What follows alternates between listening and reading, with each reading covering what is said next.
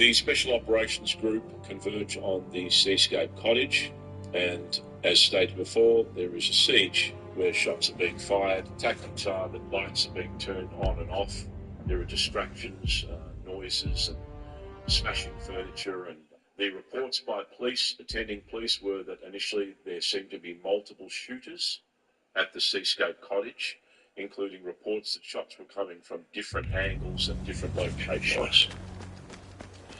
So now we have a bit of a problem, because the patsy, which is Martin Bryant, can only be the person that is the sole perpetrator of the shooting that has now taken place at the Port Arthur historic site, as opposed to the Isle of the Dead and the ferry.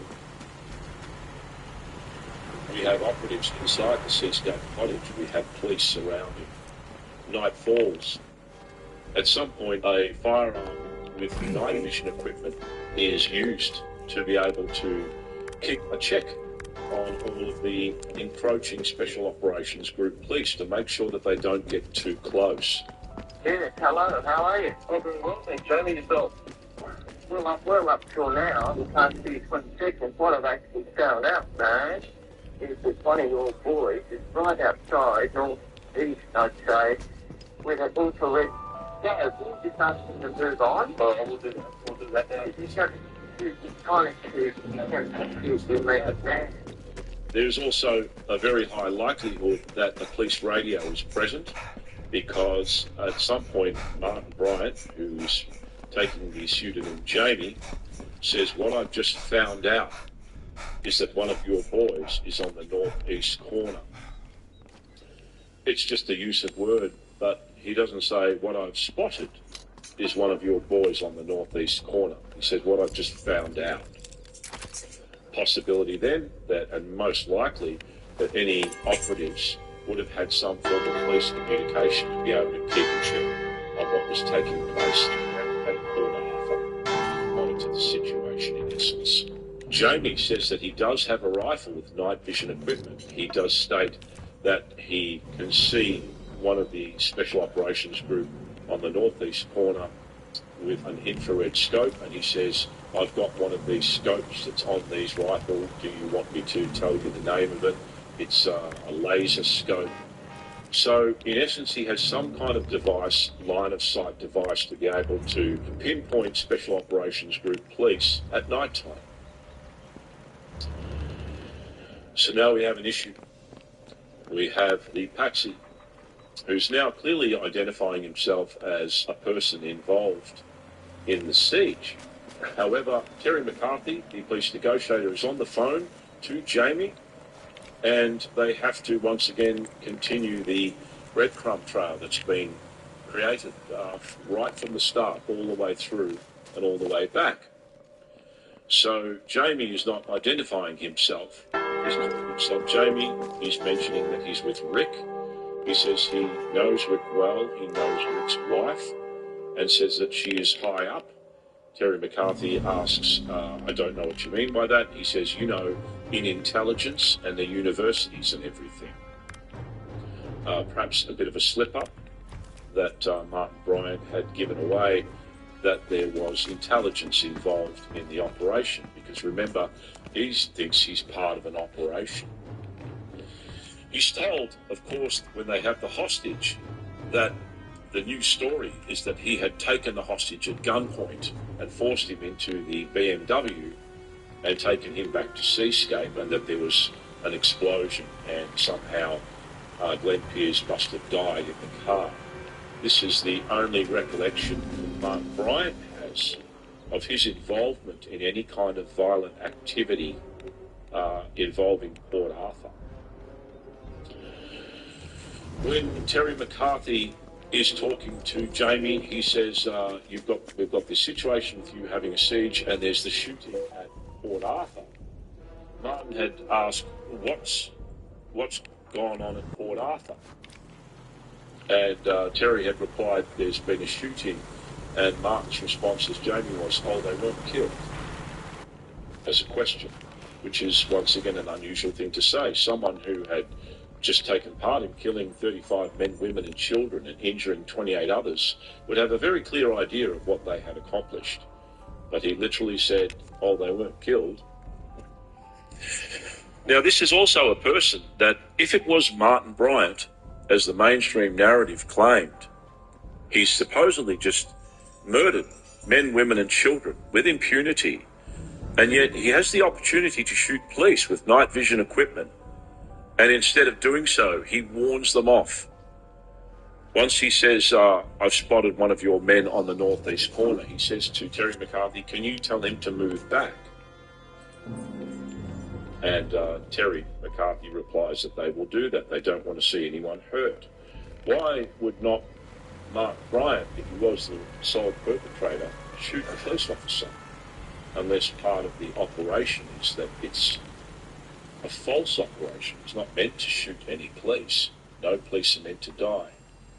It's still part of the operation. So now we come to the conclusion of that operation. And there's been some very hasty discussions about how to re-engineer, if you like, the story, because the Isle of the Dead had failed as an operational parameter. So at some point, Martin is drugged. Martin was always intended as the patsy to die without any chance to being questioned or cross-examined or anything. He's meant to die, and he was meant to die and be transported to the Isle of the Dead. However, because that failed, now we have him in the Seascape cottage, and at some point the cottage is set on fire, purportedly by Martin Bryant, but most likely by the operatives. Under cover of darkness, joined the very limited cordon around the Seascape cottage. If some of these operatives were Special Operations Group police, then we had SOGs from New South Wales, Victoria and Tasmania. It would be very hard to consider that anybody who was a Special Operations Group police officer was not part of the surrounding cordon. Martin is drugged. He's thrown down, face down, either on the floor or on the bed, and the cottage is set on fire. This is at the outbreak of dawn and the morning, the early morning. Martin, of course, is meant to burn to death in the fire, along with the bodies of the Martins and or Glenn Pearce. Martin wakes up on fire. We know that his back and lower half on the rear were burnt, not his front. He runs out of the building, takes off his clothes, and these are the black clothing once again, and is arrested by the Special Operations Group, who converge on him. And one of them says, quote, he was smiling and laughing and out with the fairies, which once again indicates that he may have been drugged. Now, the only knowledge that the chosen patsy has of what has occurred is that he was taking part in a police exercise and that there was some kind of shooting down at Port Arthur of which he was unaware, and that he's given the story to relate that he had kidnapped Glenn Pearce at gunpoint and put him in the boot of the gold BMW that had been commandeered.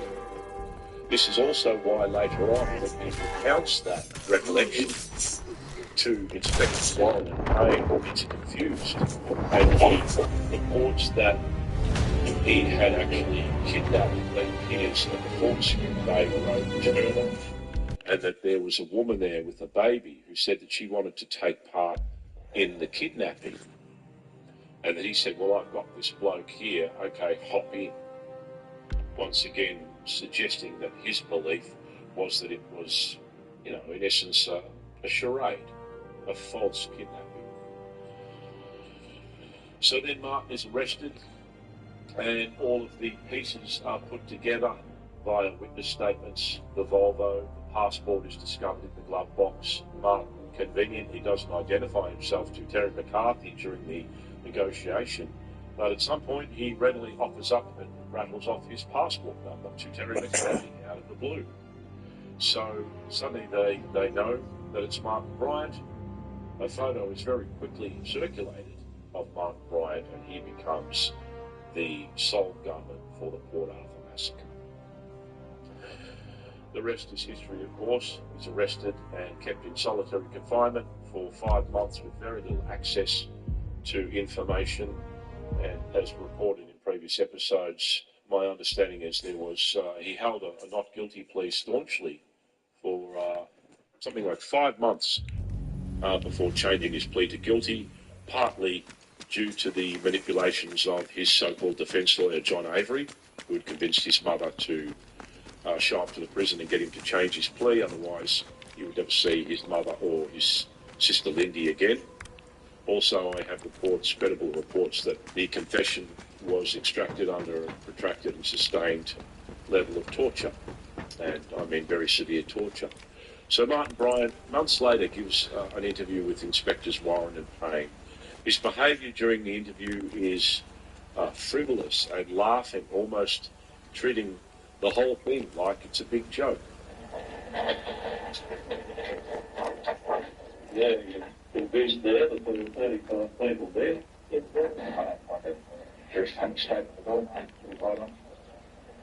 That he is unaware of the reality of what had actually transpired. And when told that 35 people had been killed, he gives a look of utter incredulity. He's quite shocked by that. I'm told what you've done. What have I? You've killed 35 people.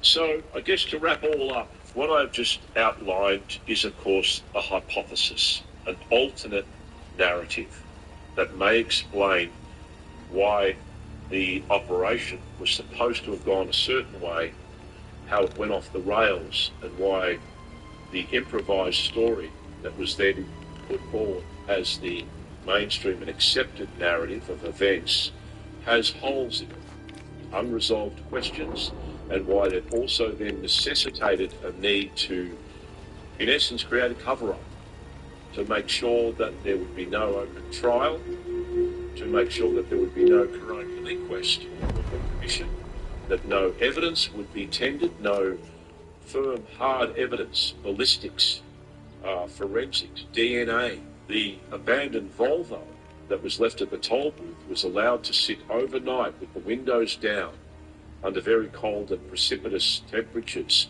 so much so that the following morning any fingerprints and DNA were in essence washed away. Very convenient for a crime scene where you'd imagine that they at least would some kind of the involved the gang. So to this day, there was no open trial, no coronial inquest, no royal commission, no hard evidence tendered in court. The origins of the firearms, the gun registers, never tendered in court. The video camera, which was mentioned earlier, if there was a tape, never seen the light of day. And in jail and sentencing him to consecutive life terms was his supposed confession and his later guilty plea in court many, many months later. And as a result, there was no need under law to conduct any kind of thorough investigation into Australia's largest and most heinous massacre in our history. He was in essence tossed in jail and they threw away the key. And to this day, the evidence has been locked down. Initially, it was locked down under the Hobart Supreme Court ban of 30 years from 1996, which would have expired in 2026. But as we know, the records from Port Arthur have since then been digitised and placed under the Tasmanian Archives Heritage Office for a further 75 years. So any evidence whatsoever has now been locked down till 2091. And there we have, in essence, an alternate narrative for what would have taken place at Port Arthur. This is just an opinion, just an exploration, and why it would necessitate such a massive cover-up. Hopefully one day we will get to get the opportunity to dig deeper, to actually view a lot of this hard evidence. And I've always said the authorities could make all of this supposed conspiracy theory go away overnight if they just proved 100% beyond reasonable doubt that Martin Bryant was the sole perpetrator to the Port Arthur massacre. To this day, many thousands of Australians do not believe that that is the case, and they have been robbed of the opportunity to find the truth that they seek. Thank you for joining us for this episode of The Wasp Files. New episodes will be uploaded every Tuesday at 7 p.m. Feel free to share far and wide, and please see the links to the Dropbox files and information relating to the episodes. Also, without any obligation, please see the Buy Me a Coffee campaign, which helps keep the channel running and also provides profits to my friends who are survivors from Port Arthur who have supported me on this journey. Thank you.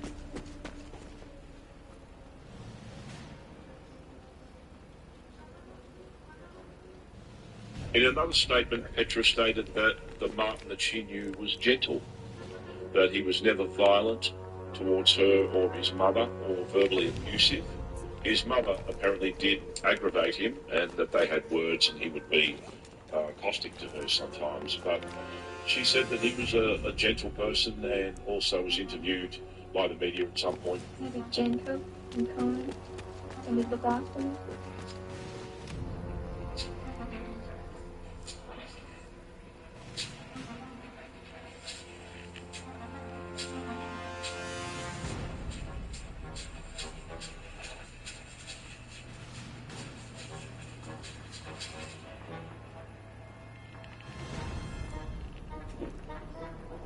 Welcome to the Wasp Files. Some of this material may be distressing, and viewer discretion is advised. There's a general consideration that Martin was portrayed as being lonely and isolated and friendless. Not exactly the case. This episode will be dealing with a lady that was very, very close to Martin, which was his girlfriend, in the 3 months prior to the massacre that occurred on the 28th of April 1996. A young lady by the name of Petra Frances Wilmot, and she had applied to an ad that Margaret placed in the local newspaper. He was looking for someone to assist him with his business, where he was in essence doing gardening and lawns for the local community. Petra responded to the ad, and they hit it off, and she was working with him for a while before they became partnered. Following the massacre that occurred at Port Arthur, Petra Wilmot was, of course, interviewed by police, and she provided a number of statements in relation to her relationship with Martin Bryant, his character, and some of the things that she observed during their time together. Going through the witness statements, there are once again some odd aspects to what she had observed or claimed in her statements, and we're going to look at some of those in this episode. The first thing was that prior to the massacre, Martin and Petra had been very close, been in love, and as stated, the night before the massacre, they had gone out dancing to one of the local nightclubs, had come home, had spent the night together, had showered, and then parted the next day, the Sunday morning, the 28th of April 1996. Petra had stated in her witness statements that Martin had set an alarm for 6 a.m. and that, contrary to usual practice, the alarm was brought into the bedroom because the alarm was usually fairly loud. So Martin had informed Petra that he had something to do on that Sunday, but didn't elaborate what it was. However, he did set an alarm for 6 a.m. The alarm woke them both at that time, but according to Petra, they rose around about 7 a.m. She said that Martin had been in a rush to push her out the door, so to speak. Usually we take time when we wake up in the morning and sometimes go for a walk, so it seemed a bit out of character that he was in a rush to do whatever he needed to do on that Sunday morning.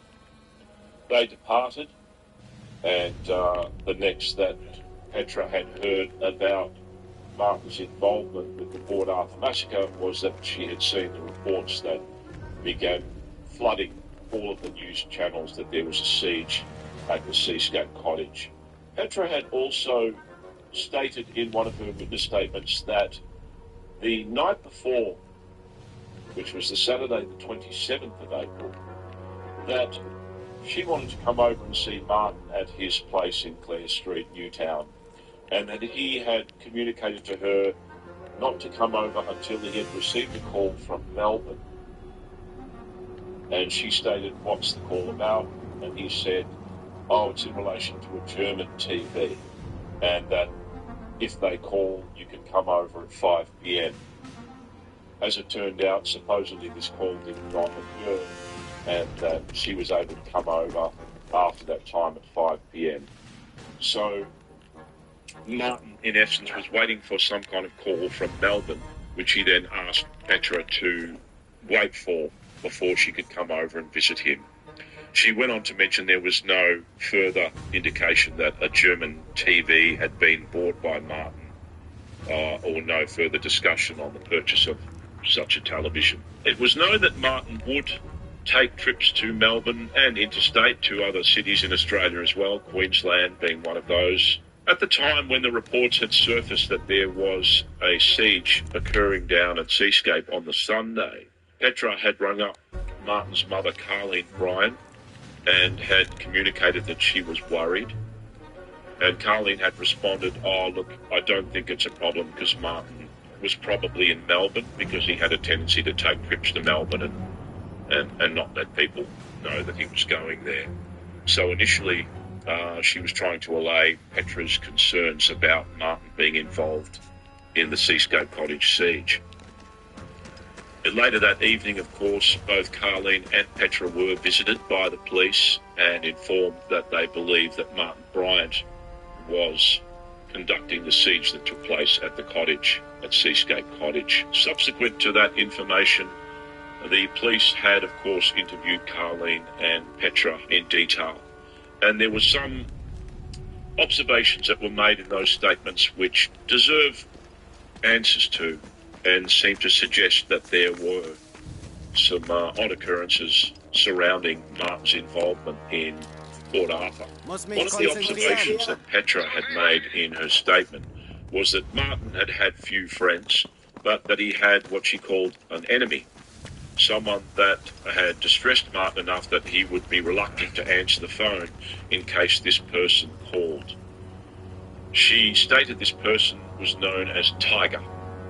She did not know who Tiger was, but she said that Martin didn't like this person and was afraid of answering the phone in case they rang. It is, of course, coincidental that Rick Dyson, who was the Tasmanian Special Operations Group police officer who some had accused of being one of the shooters and having involvement in the Seascape Cottage siege, also had the nickname Tiger. Of course, this is yet to be determined, and in conversations with Michael Dyson, he strenuously denies any involvement in the siege or any operational aspect of the Port Arthur massacre, though I have had it confirmed from credible sources, ex-police officers, that Michael was known by the nickname Tiger. During their investigations and questioning of Petra, the police had also offered some surprising lines of questioning, one of which was that whether or not Martin had owned firearms that Petra was aware of. And she stated that she'd never seen any firearms that he owned or ammunition, and that he didn't talk about firearms, though she did say that on occasion he would point his finger and, cock to fire an imaginary pistol, not in any aggressive manner, but just a mannerism that he did show at some point. She said that he liked movies, action movies, particularly films with Sylvester Stallone, Arnold Schwarzenegger, Steven Seagal, which is not anomalous in that regard, because around that time, in the sort of mid-90s, action films with those superheroes were fairly prevalent and were very popular with a lot of young men and women. But he certainly liked action movies and talked about the excitement of action movies. In another statement, Petra stated that the Martin that she knew was gentle, that he was never violent towards her or his mother or verbally abusive. His mother apparently did aggravate him, and that they had words and he would be caustic to her sometimes, but she said that he was a gentle person and also was interviewed by the media at some point. He's gentle and kind and would look after me.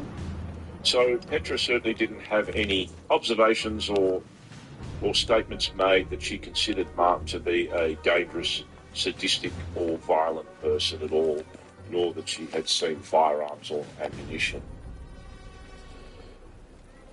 Another observation that Petra had made in one of her statements was that at some point they were planning to go out for an outing, and that she noticed that on Martin's belt was a black pouch with a flap over the top that was held by either Velcro or a stud. She was not informed by Martin what that pouch contained. She said it wasn't a mobile phone pouch. It's a clear perspex window on the front. In a later statement, she said that it seemed identical to a knife pouch that somebody else had worn, but once again, that hasn't been determined. One of the peculiar aspects of the statement that Petra Wilmot had made to police relates to a photograph that was shown to her. I'm going to read her statement word for word, as it's somewhat confusing, but it is quite odd. I have viewed a black and white photograph shown to me by the policewoman. The eyes looked familiar, but the only guy I've met who looks this age, which is a friend of Martin's, is the guy that works at the photo shop. I think Ashbesters in Elizabeth Street. I don't think this is a photograph of him, though, as that has hair the same colour as Martin's, and his hair is about shoulder length and tied back in a ponytail. I don't think he had a beard either. To my knowledge, Martin did not know the man outside of Ashbesters. Now, that seems to suggest that she was shown a photograph of an individual with Martin outside of the photo shop at Ashbesters in Elizabeth Street, and that this person was similar in appearance to Martin, but that she didn't recognise him.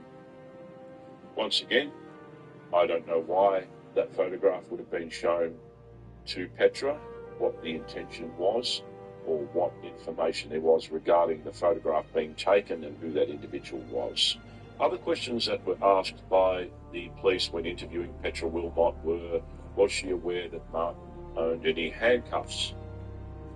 According to reports, handcuffs were used during the Port Arthur massacre in regards to securing one of the hostages, Glenn Pearce, to the stair rail that was at the Seascape Cottage. Petra basically confirmed that she was not aware of any handcuffs that were found.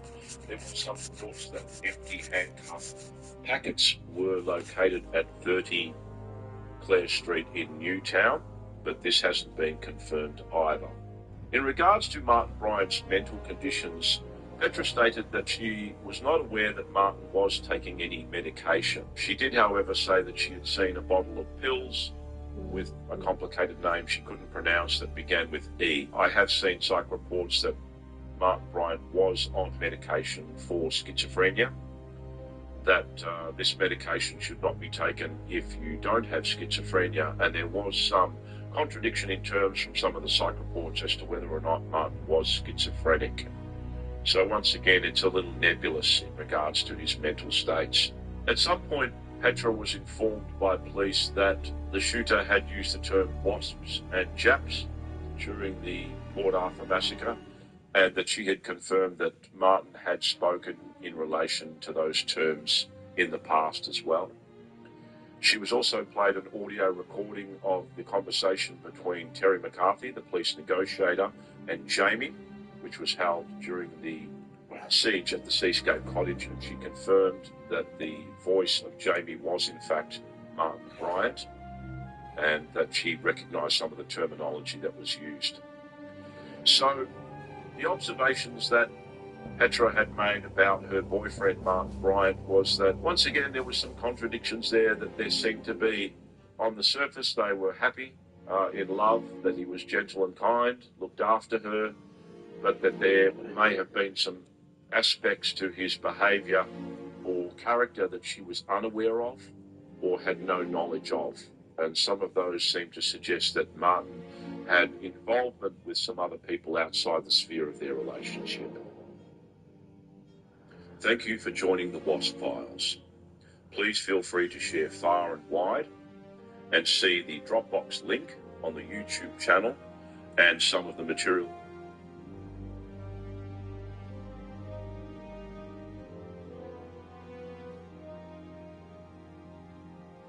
It was well known by employees of the Port Arthur Historic Site that the fire exit door itself was nailed shut.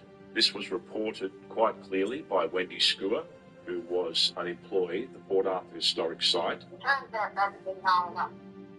Yeah, I was wondering about that. There was some talk about it having a faulty lock, but then I heard that it was nailed. So who would have nailed it? That was a cover-up. That was a cover-up for faulty lock business. I went to a lot of trouble. What?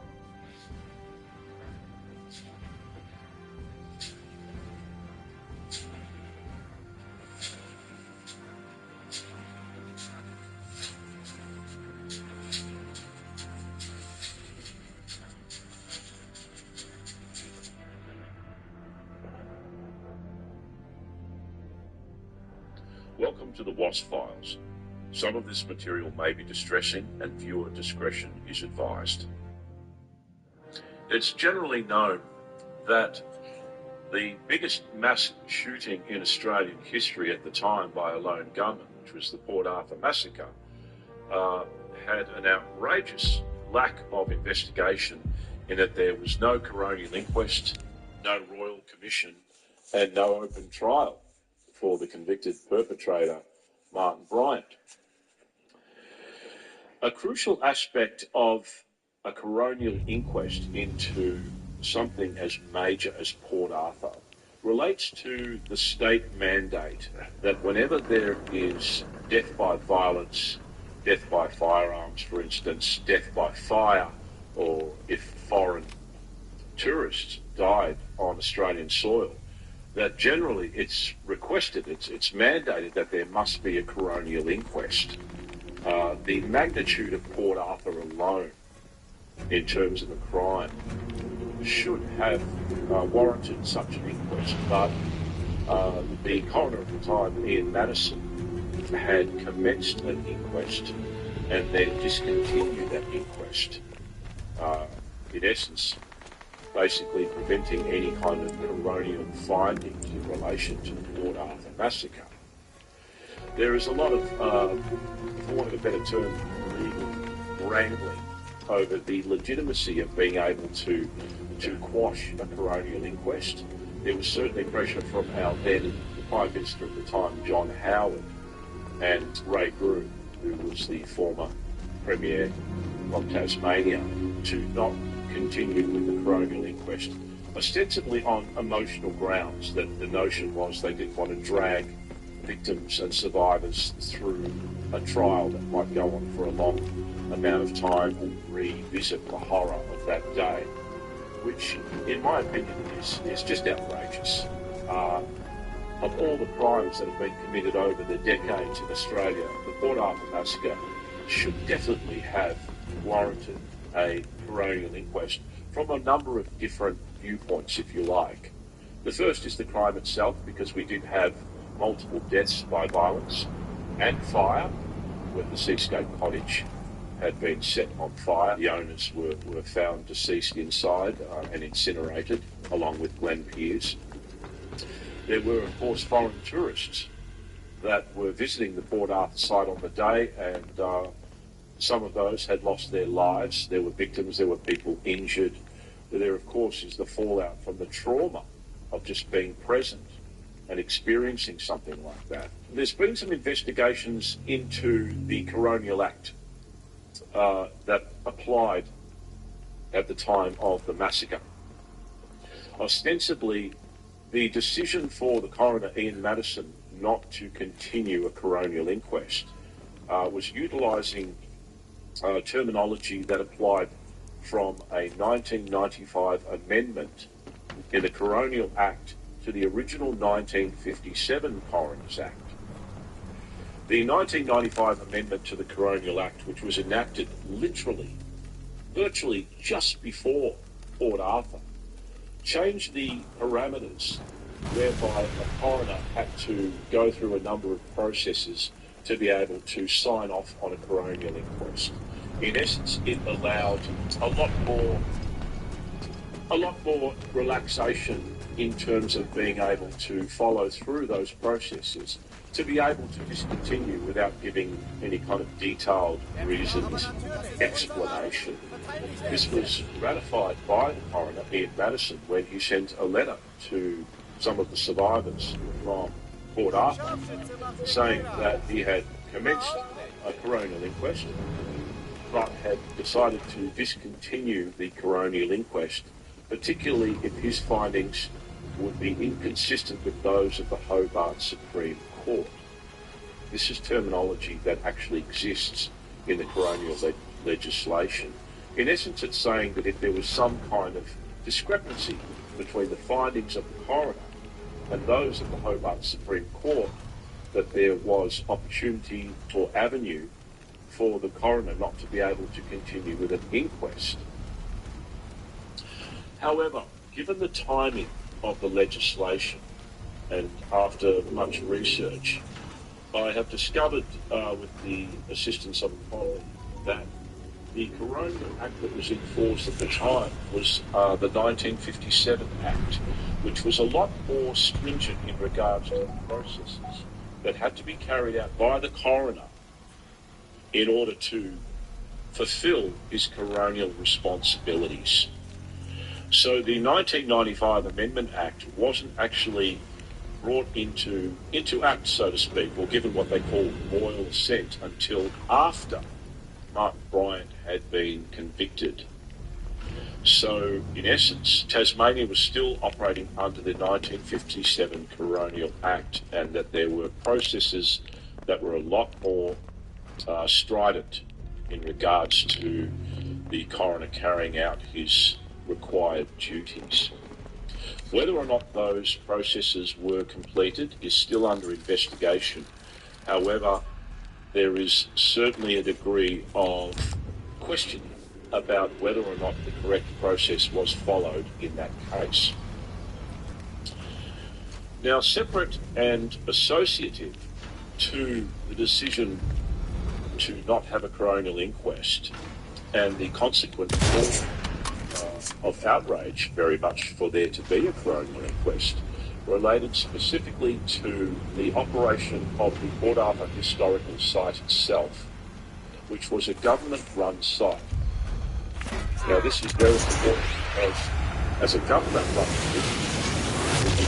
it's open to people from all over the world, and from all over Australia and the locals. There is a very strong requirement for duty of care in regards to work health and safety, the occupational health and safety in the running of that site, even back in 1996. The Broad Arrow Cafe, which was purchased by the government and incorporated into the Port Arthur Historical Site, was open, of course, for tourists to be able to gain refreshments and to eat a meal.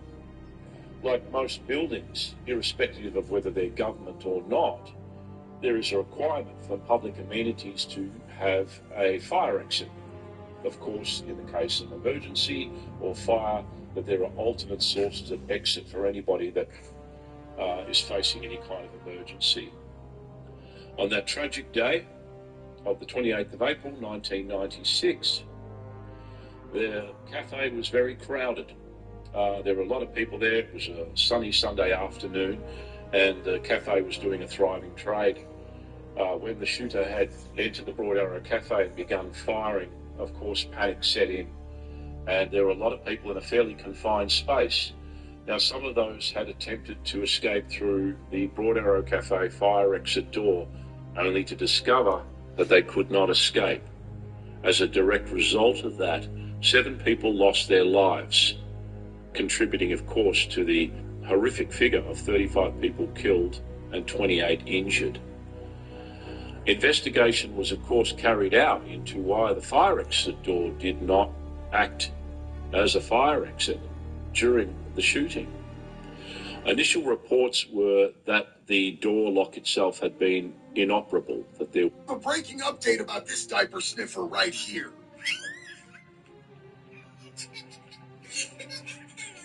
I did a video on that kindergarten commando, and he's not been having a very good time since. The internet did what the internet does, and they figured out exactly where this dude works. And they called, like, a lot. And he doesn't work anywhere anymore. I don't know exactly who found this, but literally everyone is posting it. And I blacked the number out, but nobody else is. It's everywhere. He's just making friends all over the place because Gideon showed up and said that he's going to see him real soon. I'm not going to post his address or the pictures of the front of his house that everyone else is posting because I don't know who he lives with and I don't want to get anybody else caught up in the crossfire. But holy shit, am I proud of what y'all did. And if y'all want to check out the new camo Make Pedophiles Afraid Again hat, there's a link in my bio.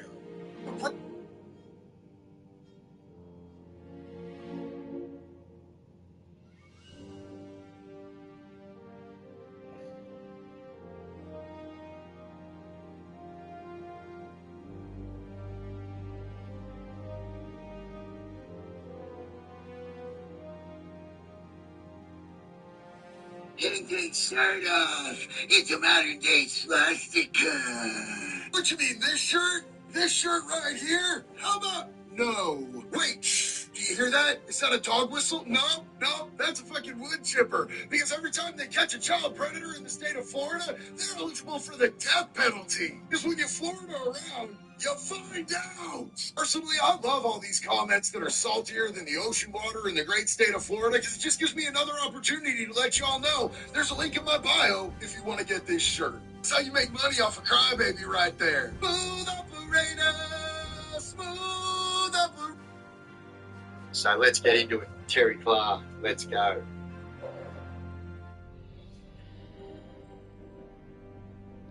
A disused quarry mine site sat flooded with water near the town of Eccleston since the end of World War II, and in the years since, it became a popular spot for scuba divers to explore its murky depths, which is how two amateur divers made their grim discovery in October of 1979. 30 feet beneath, they came across a body. Reporting it to police, they found the body had been mutilated, shot, and was handless. The only identifiable effect on the body was a bluestone medallion necklace embossed with a Chinese symbol. Nearly 3 weeks later, after the shooting, initial reports were that the door lock itself had been inoperable, that there could someone of Martin's character, makeup, and intellect have carried out the Port Arthur massacre. Some of the activities that took place suggested that the shooter had a very high degree of training. The shooter was able to accomplish a very high kill ratio in a very short amount of time that a lot of professional soldiers and people that are very proficient with firearms have said that there are very, very few people in the world that can achieve that kind of result.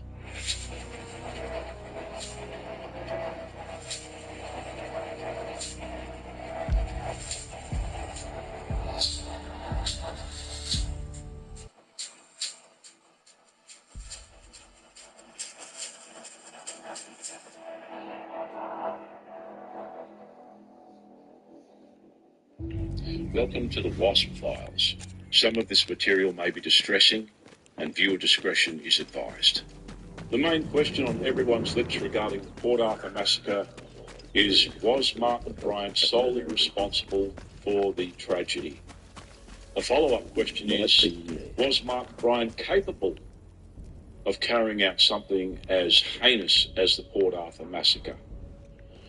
So, I'd like to discuss his aptitude, his ability, his mental state, and his physical prowess, if you like, and skills, particularly with firearms, in order to be able to carry out what most modern-day terrorists would consider to be a successful assault on the civilian population.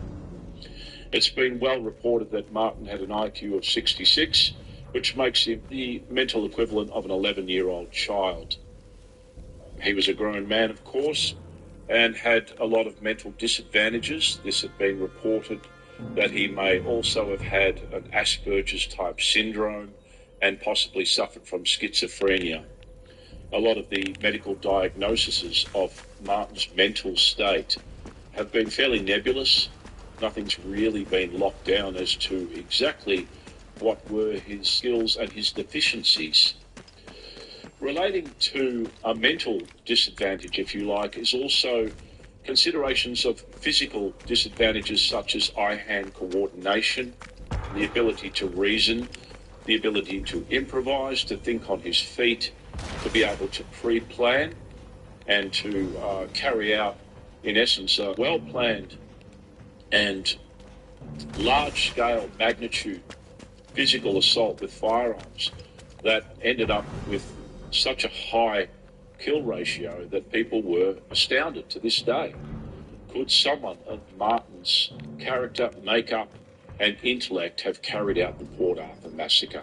There has been some question as to the aptitude of Martin Bryant, particularly in regards to his low IQ, in being able to strategize and use tactics that a lot of the military employ, who are trained, of course, in a very proficient use and lethal use of firearms.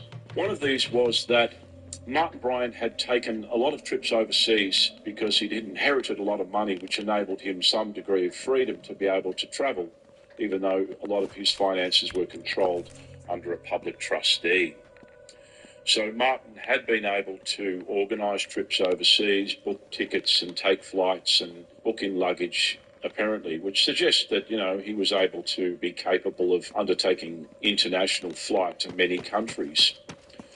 One of the most notable of these was that he took a trip specifically to Hereford in England. Hereford is a very sensitive place. It's home of the Special Air Service, the British highly trained commando regiment, and also home of British intelligence. Mark Bryant had attended there on a holiday and apparently had acted in such a way that there were some suspicions about his activities that raised a red flag back home. This hasn't been detailed in any great extent, but that apparently was reported, that he had in essence been hanging around the military bases in Hereford in the UK. Some theorists are saying that that was where he may have been trained. There are also reports that when he came back from that trip, which was one of the last that he undertook before the Port Arthur massacre, that he was in quite a distressed state, quite agitated and not happy, yet to be determined once again. So there were also indications that he had read military publications, and some of the activities that took place during the Port Arthur massacre suggested that the shooter had a very high degree of training. So to differentiate, we've got Martin Bryant with a low IQ and reported incidences where he was not very well versed with firearm usage and operation, and had some difficulties with not only his mental state but also his eye-hand coordination. Martin was left-handed, not right-handed. By all reports, the shooting that took place at the Broad Arrow Cafe is an astounding feat. At least 20 victims were taken in a very short amount of time in that one location. That's the majority of the overall amount of victims that were taken, which was 35 killed and 28 injured on the day. The gunman had entered the cafeteria, purchased a meal, sat out on the balcony, came in, withdrew the Colt SP1 and opened fire on the patrons that were seated in the cafe. In the space of approximately 2 minutes, though it was reported by prosecutor Damien Bugg that the shooting duration in the cafe was 90 seconds, the shooter had killed 20 people. 7 of those were killed because the fire exit door at the Broad Arrow Cafe had been nailed shut, and they were killed as they tried to escape through the fire exit door and were crowded in that environment when the shooter was able to gun them down. Most of the victims were killed with headshots that were fired from the hip by the gunman. Witnesses stated that the gunman was very calm, very collected, and also was reported that he was dancing in the terms of how he would fire. He would spin, lift the rifle, and wire it for having an open fire. There was no spray and pray. The execution of the victims and the use of the firearm was very controlled, very accurate, and resulted in a high amount of people's deaths, mainly from headshots, in a very short amount of time before the gunman then exited the Broad Arrow Cafe, not in any panicked way, not running, basically walking out of the cafe, as one witness said, like he was on a stroll. Standing there looking at him. He walked right by me, not far away from me, just walked out of there casual as can be. It was reported that whilst in the cafe, the shooter had fired 29 shots from a 30-round magazine, which the Colt SP1 was able to hold.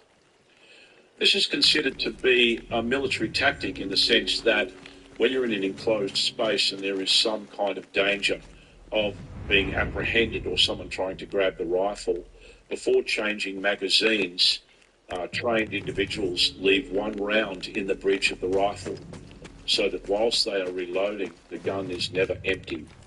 That way, if someone tries to grab the rifle, they can quickly employ that against the person making that attack before placing a new magazine into the well and continuing shooting. It's considered to be a military tactic. Whether or not this is learned or luck in regards to the shooter or just training, it basically prevented the shooter from being apprehended and stopped. There were some of the patrons at the cafe had attempted to distract the shooter. One of them threw a tray to try and distract the gunman from opening fire, but the shooter knew what they were doing. They were very calm, very methodical.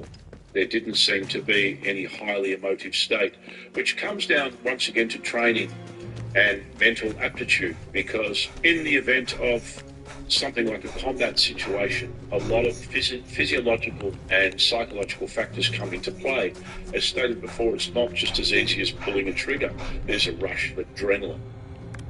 There's a heightened sense of emotive state, given the panic of the people around you, people running, people scrambling, people ducking and dodging. The noise alone in a confined space, any rifle fired would cause some degree of hearing loss. So whether or not the shooter had some form of hearing protection beneath the blonde hair is yet again to be determined. But all of these factors can distract somebody from the accuracy and proficiency of their use of the firearm. The shooter was able to, however, accomplish a very high kill ratio in a very short amount of time, but a lot of professional soldiers and people that are very proficient with firearms have said that there are very, very few people in the world that can achieve that kind of result. One of these was a very decorated Australian soldier by the name of Brigadier Ted Sarong, who had stated that there was maybe 3 people in the world that could achieve that level of kill ratio. He was a decorated and very highly trained Australian soldier. Once the shooter had exited the cafe, he switched to a much more powerful and long-range firearm, which was the FN-FAL, and continued shooting. The other aspect of the Port Arthur massacre is the multiple-staged events. So you've got the initial shooting at the Broad Arrow Cafe, and then the shooter was able to think on their feet and improvise. They exited the cafe calmly, as one victim said, like they were on a stroll. There was no running, there was no panic. They continued shooting outside before making their way down to the buses and engaging victims around and on the buses, in one case shooting fatally a victim through the window of a bus from the interior of a parallel parked bus. So many more victims were taken outside at greater ranges before the shooter then made their way to their Volvo and drove out of the Port Arthur historic site. Along the way, there were more victims taken, and once again an improvised assault took place near the toll booth, where the shooter was able to commandeer a vehicle after killing 4 people that were involved in that situation at the toll booth, and switching vehicles and then making their way down towards a service station nearby, where they pulled over and intercepted a vehicle that was exiting the service station. They managed to kidnap one of the male occupants of the vehicle at gunpoint and force them into the boot of the car before returning and killing the male occupant's girlfriend, Zoe Hall. Then that BMW with the hostage inside was driven towards the Seascape cottage, which was set up to be and pre-planned to be the site of the final siege that was to take place at the climax of the Port Arthur massacre. The shooter stopped near the driveway entrance to the Seascape cottage along the side of the access roads to Port Arthur and opened fire on oncoming vehicles that were travelling on the roads, causing further damage, injury, disabling vehicles before making their way down to the cottage. The BMW was later set on fire, and the resultant siege that took place at Seascape employed a number of tactics which were considered to be very clever in terms of suggesting that there was more than one shooter at the Seascape cottage, which may or may not have been the case. This has not been determined once again in a court of law, but many indications were that there were tactics involved and use of weapons involved that gave the shooter a great degree of skill and proficiency. Police that were fired upon were pinned down for hours with bullets very, very close to where they were located. The shooter had night vision equipment on one rifle with which he was able to spot Special Operations Group creeping up on the Seascape cottage. And also there were indications that lights were being turned on and off, distractions were being created to give the impression that they weren't sure where the shooter was, how many there were, what firearms were being used. Multiple firearms were being discharged. Those who don't know much about firearms at all claim very easily that anyone could do what Martin Bryant did, and that is totally inaccurate. Even at the close ranges that a lot of the firearms were discharged, it's not as easy as just pulling a trigger. So the question comes into it, was Martin Bryant trained? How proficient was he in not only being able to operate firearms, but being able to deploy them against human beings? It's one thing to shoot targets. It's very much another thing to shoot live people, particularly in a traumatic and frightening situation. Martin did own firearms, and Martin, in essence, was a shooter.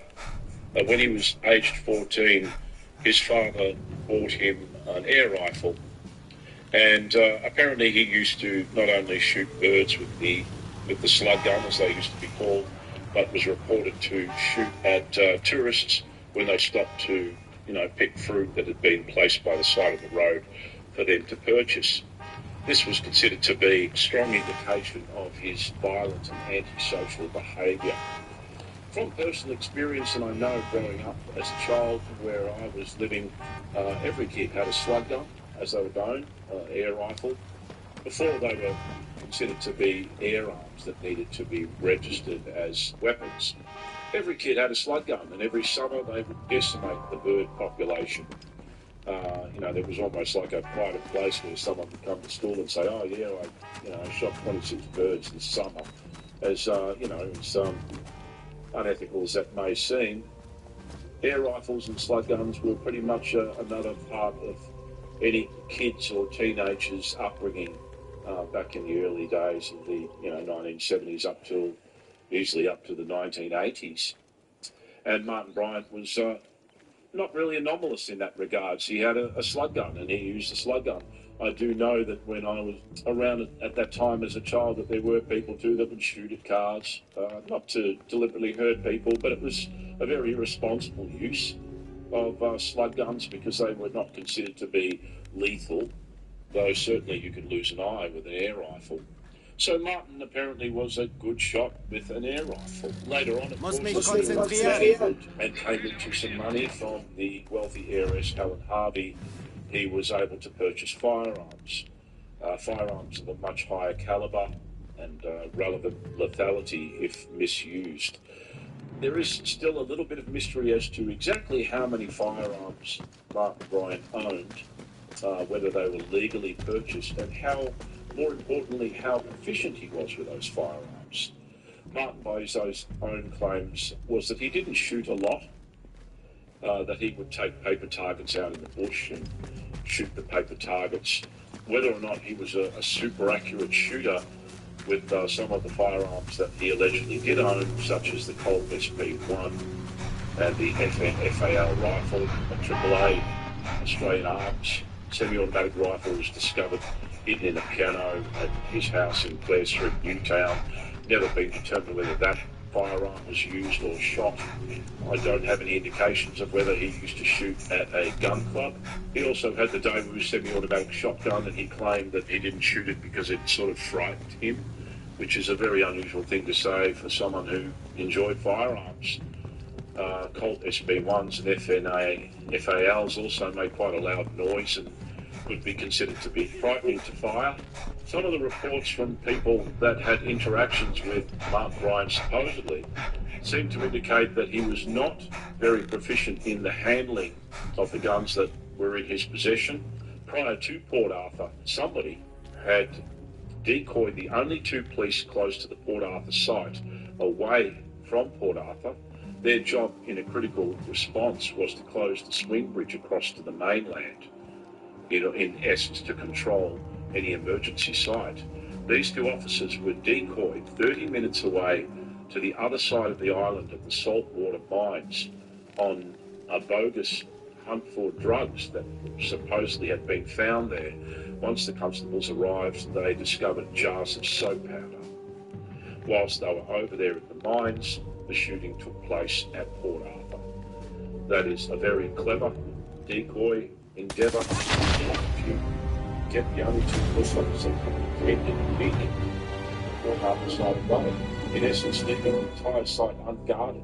There were no armed guards and there were no police nearby. So when you take all of this together, it's a well-planned and multiply staged mass casualty inflicting event. So considering that, with Martin Bryan's abilities, if you like, was he able to achieve something like this? It's a mystery, given his low intellect and his disadvantages, which the press and the psychologists are very quick to point out that he had all of these kind of issues and he certainly had dysfunctional and violent tendencies. But they haven't really determined how someone of that nature could